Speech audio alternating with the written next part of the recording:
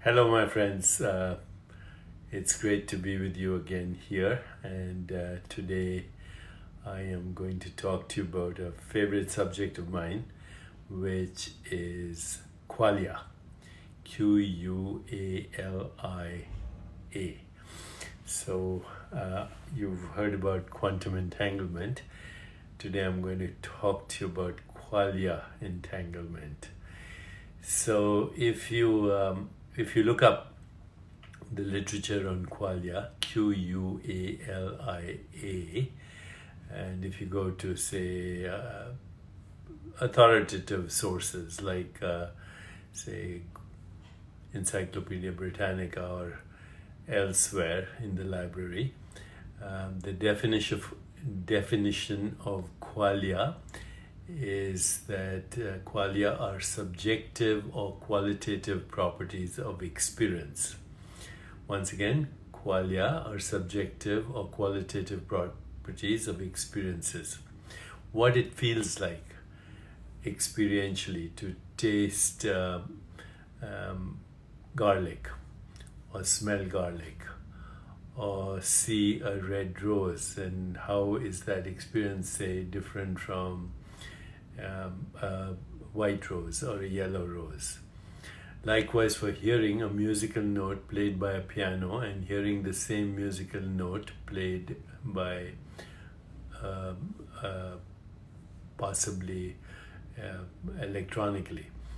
The qualia of these experiences are what give each of them its characteristic feel. What does it feel like to have that experience? What does it feel like to have the experience of tasting onions or smelling garlic or smelling lavender or looking at a beautiful sunset or experiencing basically anything subjectively?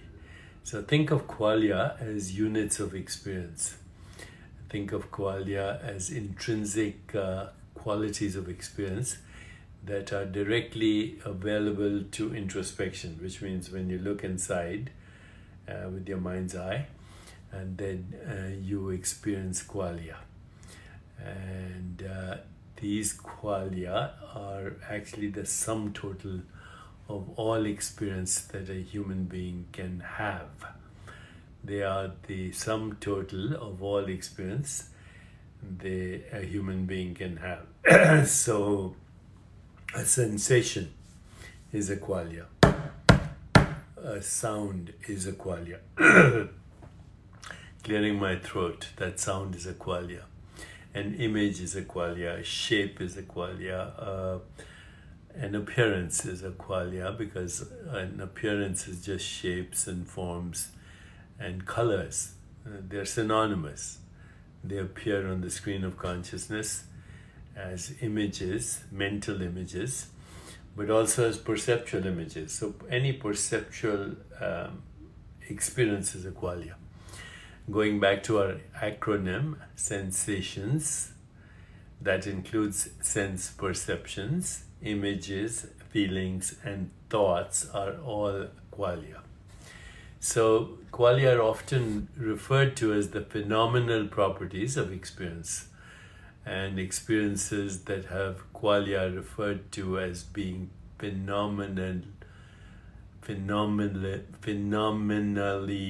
conscious. But without going into this whole philosophy and the technicalities of qualia is like any experience. Now, right now, what you are experiencing with your eyes open is visual qualia, and these visual qualia are appearing as an image on the screen that you're looking at, but actually they're not on the screen either. And the screen, that all that's appearing is pixels, and what's going to your eyes is photons, color that's photons. But you are experiencing qualia in the form of the sound of Deepak's voice, in the form of the appearance that you have right now on your screen, or in your consciousness, not on your screen. On your screen are just pixels, but in your consciousness you're having the experience of looking at me and even hearing me. And so as you're having this experience, it's the result of entangled qualia. Entangled means sensations, perceptions, images, feelings, and thoughts are in superposition and entangled. If you change one, you change the others. So let's say I close my eyes and I imagine a beautiful sunset on the ocean, or I imagine a beautiful sky, multicolored. Hi Shraddha, how are you? Let's say I am imagining the color of a rainbow, or a sunset, or the smell of a rose, or the taste of chocolate ice cream. These are all qualia. But if I imagine, then also that's linked to a thought. The word rainbow, orange, sunset, image, sound, feeling, sensation. So it is linked to a thought. And usually when we express it as a thought, we give it a name. So we call this a book, even though what you're experiencing is squiggles and shapes and colors and forms. But the book is the human story around that qualia. Similarly, that's Deepak, that's a human story around the qualia that we are experiencing. At all times, consciousness, which is without cause, has no locality in space or time, which is therefore timeless, eternal, unfettered, free. It is always generating qualia,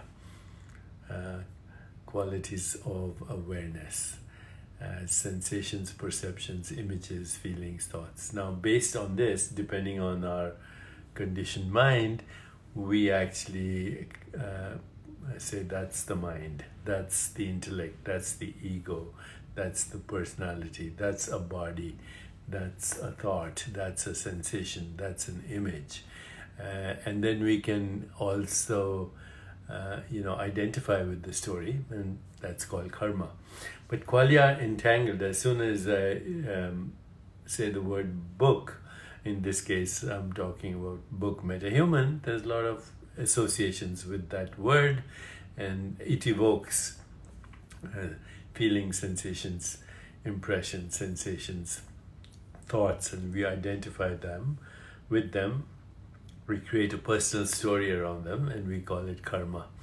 So karma are the interpretation and stories around entangled qualia. Why is this important?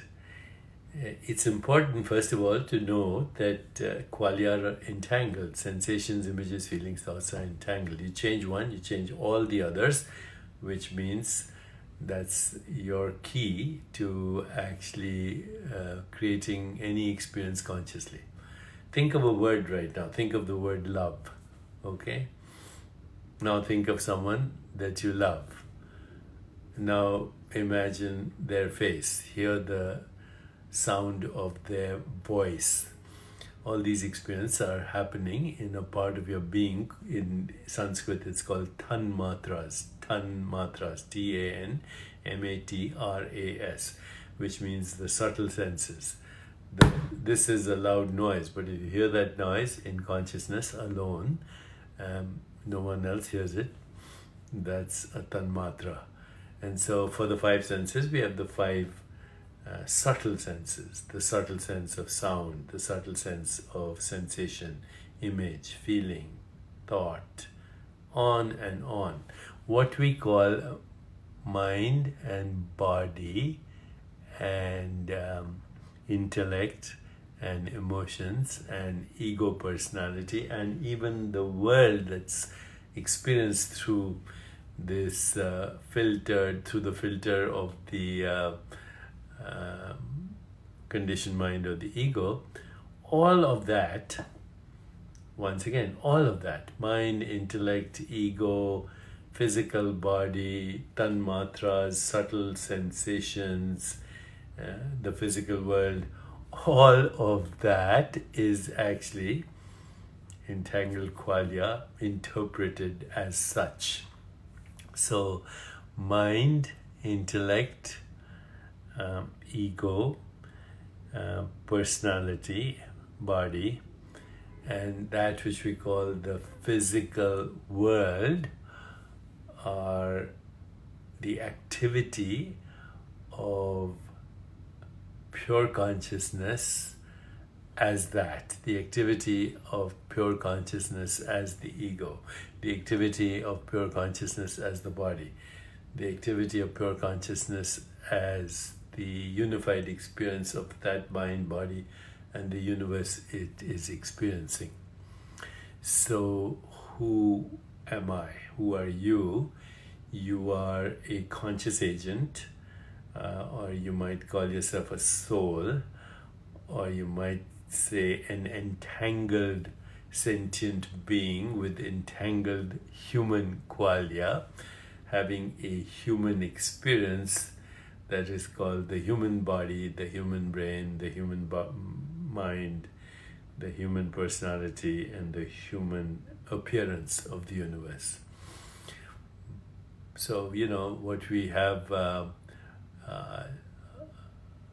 as humans is a narrow bandwidth of perceptual activity and qualia that are generated as a result of these sensations, images, feelings, thoughts. But by going back to the source of thought, transcending thought, through yogic practice, the 8 limbs of yoga, but also dhyan, dharana, samadhi, what we can do is we can deconstruct some of our habitual interpretations of qualia, and having deconstructed, we can reconstruct these according to what we want or desire or enjoy or find great fulfillment in.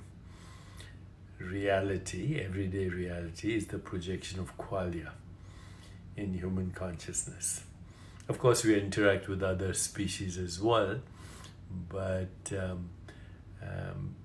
in a sense, we are all species of consciousness. So the human being, Homo sapiens, is a particular species of consciousness because we share, as humans, a certain range of perceptual activities, some of which can cross over to other species as well, so we can interact with them. We interact with plants, animals, other humans, and ultimately we are creating everyday reality. But becoming meta-human means going beyond the conditioned mind, questioning our habitual certainties and our interpretations, being mindfully aware of qualia, the entanglement of experience, and then choosing one aspect of that qualia, looking at how that one aspect shifts every aspect: sensations, perceptions, images, feelings, thoughts, meaning, context, story, relationships. We can resurrect the experience we want and die to the old experience. That's necessary. Every aspect of creativity involves a death and a resurrection. Let go of the past, relinquish the known, step into the unknown with subtle intention, mindful awareness of qualia. Put one word to the total overall gestalt of qualia that you're experiencing, and then play, because that's what it is all about. It's the play of the universe.